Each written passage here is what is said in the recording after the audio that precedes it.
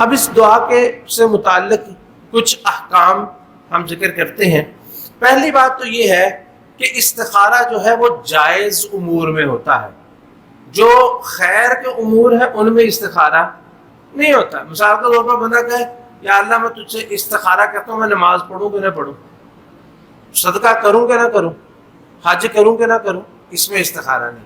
ہاں البتہ خیر کے بعض امور میں یا اس کے متعلقات میں استخارہ ہو سکتا ہے۔ مثلا انسان کے پاس محدود سے پیسے ہوتے ہیں، اسے صدقہ کرنا ہے، اب اس کے سامنے 2-3 آپشن ہے، اس کو وہاں پہ بندہ استخارہ کرے یا اللہ کہ میں ان میں سے کہاں پہ خرچ کروں تو یہ زیادہ بہتر ہے، یہ استخارہ کرے۔ حج کے لیے جانا ہے، انسان استخارہ کرے یا اللہ کہ اس سال بہتر ہے، اگلے سال یہ جب بھی بہتر ہے وہ میرے لیے کر دے۔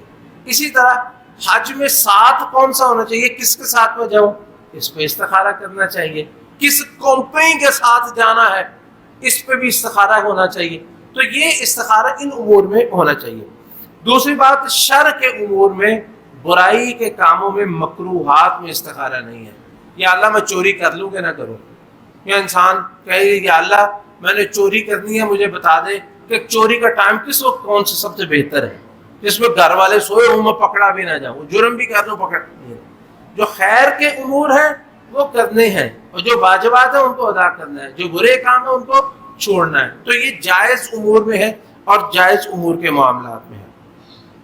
تیسری بات یہ کہ استخارہ فیصلے سے پہلے کرنا ہے، فیصلے سے پہلے کرنا۔ یہ نہیں ہے کہ آپ کسی کو زبان دے دیں ٹھیک ہے جی تیری میری بھائی والی پکی ہے، ڈن کر دے، وہاں پہ جناب اسٹام لکھوا لے اور بعد میں استخارہ کرتے پھر نہیں۔ یہ سب سے پہلے استخارہ پہلے ہے اور اس کے بعد جو ہے وہ اپنے معاملے کو انجام دینا ہے۔ نمبر 4، استخارے میں خواب نہیں آتے، استخارے میں خواب نہیں آتے۔ یہ لوگوں کا طریقہ ہے، لوگ اچھا یہاں پہ کچھ چیزیں، استخارہ جو ہے دن میں کسی وقت بھی کیا جا سکتا ہے، دن میں رات میں کسی وقت بھی کیا جا سکتا ہے۔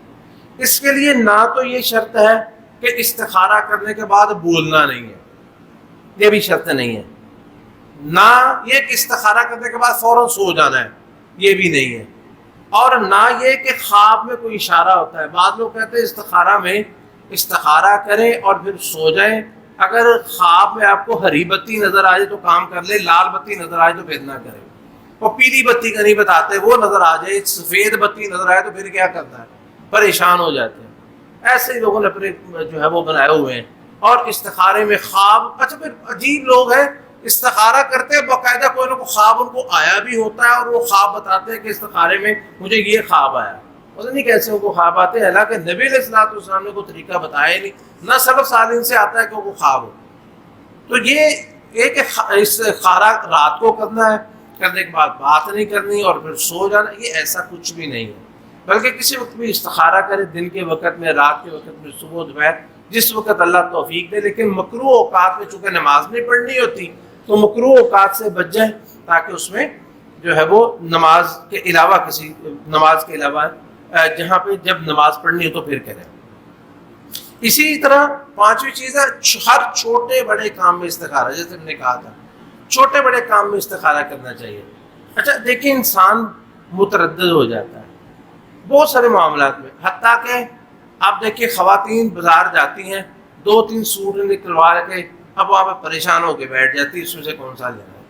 اور صرف خواتین ہی نہیں، مرد حضرات بھی، کوئی بھی، یعنی انسان اتنا کمزور ہے 2-3 چیزیں سامنے آ جائے فیصلہ کرنا مشکل ہو جاتا ہے کہ اب میں اس میں سے کہ جوتا کون سا لوں، یہ نرم ہے، یہ کالا ہے، یہ سرخ ہے، یہ فلاں فلاں، جوتا کون سا لوں، اور کوئی بھی چیز مطلب اس لیے انسان کو چاہیے کہ ہر چھوٹے بڑے کام میں استخارہ کرنے کی عادت ڈالے، چھوٹے بڑے کام جتنے بھی ہوتے ہیں۔ حتیٰ کہ اگر آپ نے کوئی سوٹ بھی خریدنا ہے نا تو اس میں بھی استخارہ کر لے، اس کے میں انشاءاللہ مزید آگے کہ بازار میں استخارہ بندہ کیسے کر سکتا ہے اس کا بھی ہم ذکر کرتے ہیں انشاءاللہ۔ تو استخارہ جب کرنا ہے تو اس کا طریقہ کار آپ نے سن لیا کہ پہلے 2 رکعتیں پڑھنی ہے، 2 رکعتیں پڑھنے کے بعد پھر دعا کرنی ہے۔ تو اس میں 2 علماء کی رائے ہے، بعض کہتے ہیں جی کہ یہ سلام پھیرنے سے قبل، سلام پھیرنے سے پہلے ہی استخارہ نماز کے اندر کرنا چاہیے، لیکن زیادہ ظاہر بات یہ لگتی ہے کہ سلام پھیرنے کے بعد ہونا چاہیے استخارہ، کیونکہ جو حدیث کے الفاظ فَلْيَرْكَعْ رَكْعَتَيْنِ ثُمَّ يَدْعُ کہ 2 رکعتیں پڑھ لے اور پھر دعا کرے. پڑھنے کی مکمل تابع ہوگی تو سلام پھیرے گا. تو لہٰذا لیکن انشاءاللہ اگر کوئی پہلے بھی کرتا ہے تو یہ بھی درست ہے، کیونکہ احتمال دونوں کا ہے. تو اگر نماز سے پہلے کرتا ہے تو پھر اس میں وہ اللہ کی حمد و ثنا بھی اس نے بیان کر لی ہے، اس میں جو ہے وہ درود شریف بھی اس سے پہلے پڑھ لی ہوتی ہے، اس لیے وہاں پہ پھر وہ استخارہ کرے. اگر بعد میں کرے تو اس کو چاہیے کہ وہ بہتر یہ کہ ہاتھ اٹھا لے، قبلہ کی طرف قبلہ رخ ہو جائے، ہاتھ اٹھا لے، اللہ کی حمد و ثنا بیان کرے، نبی علیہ الصلوۃ والسلام پر درود بھیجے اور پھر دعا استخارہ کرے. اور بہتر یہ ہے جو نبی علیہ الصلوۃ والسلام کا طریقہ کار ہوتا تھا، آپ ہر دعا کو 3 دفعہ کرتے تھے. یہ 3 دفعہ دعا پڑھ لیں، یہ دعا جو ہے یہ 3 دفعہ پڑھ لیں. اور پھر اگر یہ بھی ہے ایک دفعہ مثلا تینوں دعائیں پڑھ لی ہیں لیکن ابھی تک معاملہ واضح نہیں ہو رہا یا ابھی تک، تو انسان دوبارہ بھی استخارہ کر سکتا ہے، 3 بار بھی کر سکتا، 3 دفعہ استخارہ کر لینا چاہیے. اگر اس سے زیادہ بھی ہو سکتا ہے، جب تک معاملہ جو ہے وہ کلیئر نہیں ہو جاتا انسان بار بار استخارہ کرتا رہے، اس میں بھی کوئی حرج نہیں ہے. اور ایک چیز یہ ہے کہ استخارہ کرنے کے بعد یہ نہیں کہ انسان پہلے اپنا ذہن بنا لے کہ میں نے کرنا یہی ہے، بس دعا پڑھی اور پھر بس کر لیا. نہیں، انسان اپنے ذہن کو نیوٹرل کرے. یعنی استخارہ اگر اللہ تعالیٰ سے کرنا ہے نا تو انسان کو چاہیے کہ پہلے ہی کو فیصلہ کر کے نہ بیٹھ جائے کہ ہاں جی میں نے جیسے میں نے کہا نا وہ تو فیصلے کام کر لیا ہے نا. یعنی فیصلہ بھی پہلے نہیں کرنا چاہیے. ایک تو ہے کام پہلے کر لینا اور پھر استخارہ، ایک یہ کہ فیصلہ پہلے کر لینا اور بعد میں نہیں، فیصلہ بھی استخارے سے مؤخر رکھنا چاہیے.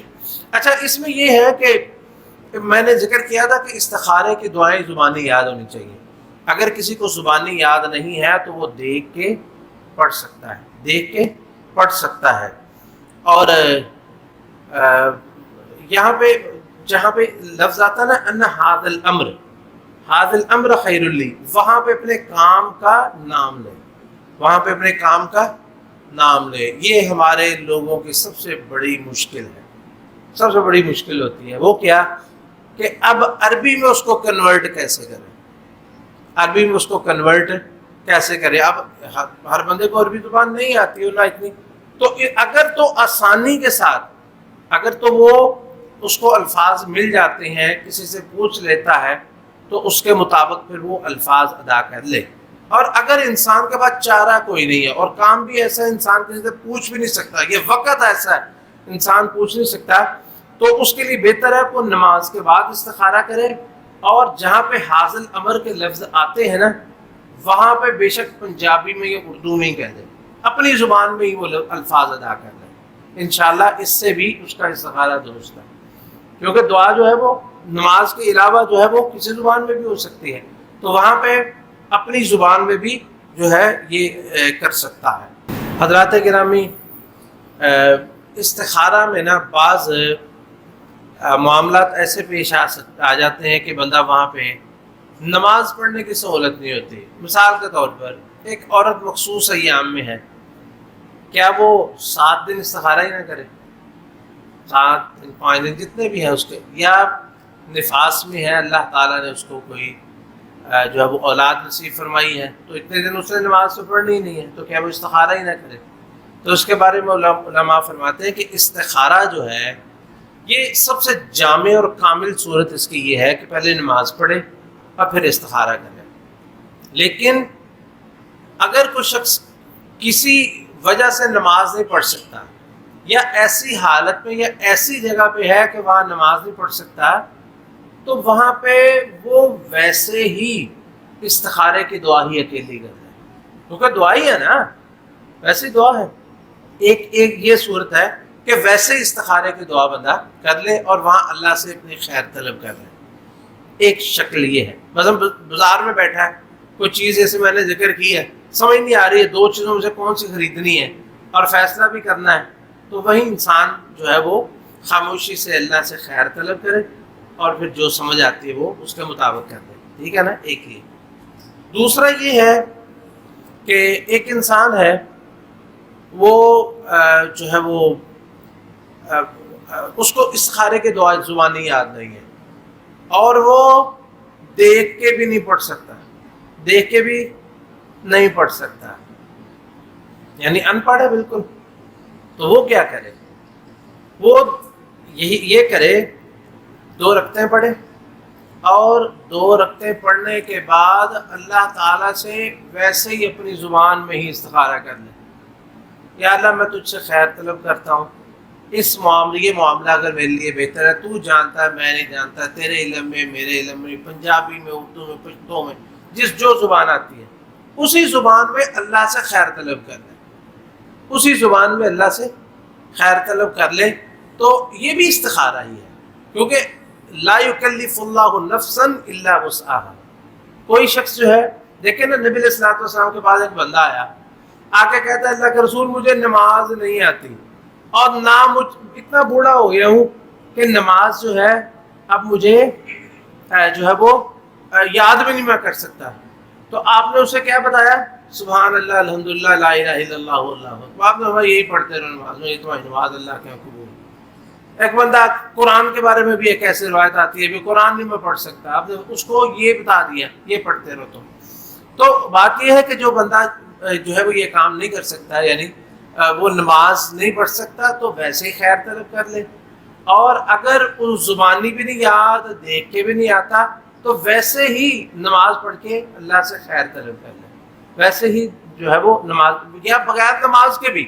اچھا، بعض دفعہ ہوتا ہے کہ نہ نماز کا ٹائم ہے نہ دعا یاد ہے، کچھ بھی نہیں ہے پلے، تو اللہ کے ہاں پھر بھی اس کے لیے کوئی اللہ کے ہاں دروازے بند نہیں ہے۔ اللہ تعالیٰ فرماتے ہیں وَإِذَا سَأَلَكَ عِبَادِي عَنِّي فَإِنِّي قَرِيبٌ أُجِيبُ دَعْوَةَ الدَّاعِ إِذَا دَعَانِ۔ جب مجھے پکارتا میں اس کی دعا سنتا ہوں۔ انسان ویسے اللہ سے کہہ دے اپنی زبان میں، یا اللہ یہ ٹھیک ہے تو کر دے، نہیں ٹھیک تو نہ کر، مجھے جہاں خیر، یعنی جو الفاظ جتنے آتے ہیں اتنے الفاظ میں اللہ سے خیر طلب کر لے، اللہ اس سے کاموں میں انشاءاللہ اس کے لیے خیر ڈال دے گا۔ تو یہ چند امور تھے، اور بھی بہت ساری چیزیں تھیں، لیکن وقت کی قلت کے پیش نظر اسی پہ اکتفا کرتے ہیں، اور اللہ رب العزت سے دعا کرتے ہیں کہ اللہ تعالی ہمیں اس بات کی عادت ڈال دے، استخارہ کرنے کی عادت ڈال دے، ہمارا اللہ کے ساتھ معاملہ اتنا قریب ہو جائے کہ ہم ہر وقت اللہ سے باتیں کرتے رہیں۔ یہ استخارہ کیا ہوتا ہے؟ اللہ سے بات ہی ہوتی ہے، ہر وقت ہماری اللہ کے ساتھ جو ہے وہ معاملات کال ملی ہو، ہر وقت اللہ کے ساتھ تعلق جڑا ہو، ہر معاملے میں اللہ ہی ہمارا رازدان ہو، ہر معاملے میں اللہ رب العزت ہمارا ساتھی ہو، ہمارا ولی ہو، ہمارا دوست ہو، ہمارا، کیونکہ اس سے بڑا خیر خواہ کوئی نہیں، اس سے بڑا دوست کوئی نہیں، اس سے زیادہ علم رکھنے والا کوئی نہیں، اس سے زیادہ قدرت رکھنے والا کوئی نہیں، اس سے زیادہ آپ کی بھلائی چاہنے والا کوئی نہیں ہے۔